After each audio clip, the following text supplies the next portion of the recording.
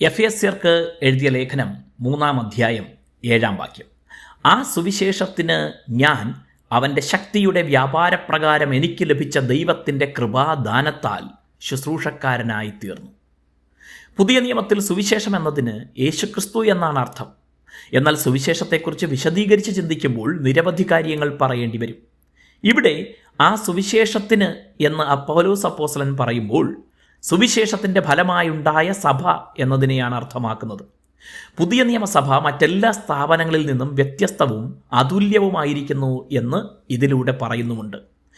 ദൈവത്തിൽ അനാദികാലം മുതൽ മറഞ്ഞു കിടന്ന മർമ്മമായിരുന്നു ഈ സഭ എന്നത്.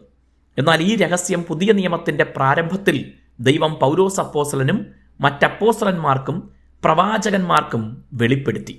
അങ്ങനെയാണ് യഹൂദർക്ക് പുറത്തുള്ള ജാതികളും ദൈവത്തിൻ്റെ രക്ഷയ്ക്ക് ഓഹരിക്കാരായത്.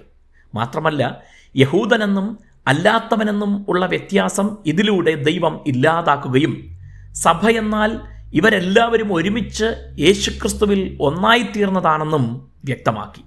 പലവിധ വ്യവസ്ഥകൾ കൊണ്ട് തമ്മിൽ യാതൊരു ബന്ധവും പുലർത്താൻ കഴിയാതിരുന്ന ലോക സമൂഹത്തിൽ തന്നെ ഈ ആശയം തികച്ചും പുതിയതായിരുന്നു.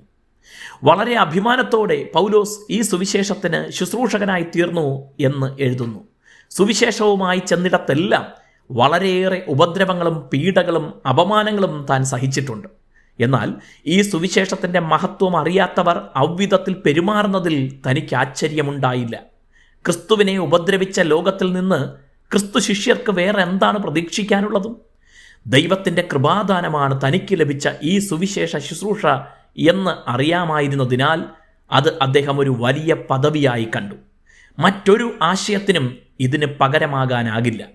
തമ്മിൽ യുദ്ധം ചെയ്യുന്ന മനുഷ്യ സമൂഹത്തിൽ മനുഷ്യർ വേർതിരിവെന്ന് പറയുന്ന യാതൊരു വേർതിരിവിനും അർത്ഥമില്ല എന്ന് വ്യക്തമാക്കി പാപത്തോട് വേർപെട്ട് ജീവിക്കാൻ പഠിപ്പിക്കുന്ന സുവിശേഷത്തിൻ്റെ ശുശ്രൂഷ ദൈവത്തിൻ്റെ കൃപാദാനം. ദൈവം നമ്മെ അനുഗ്രഹിക്കട്ടെ.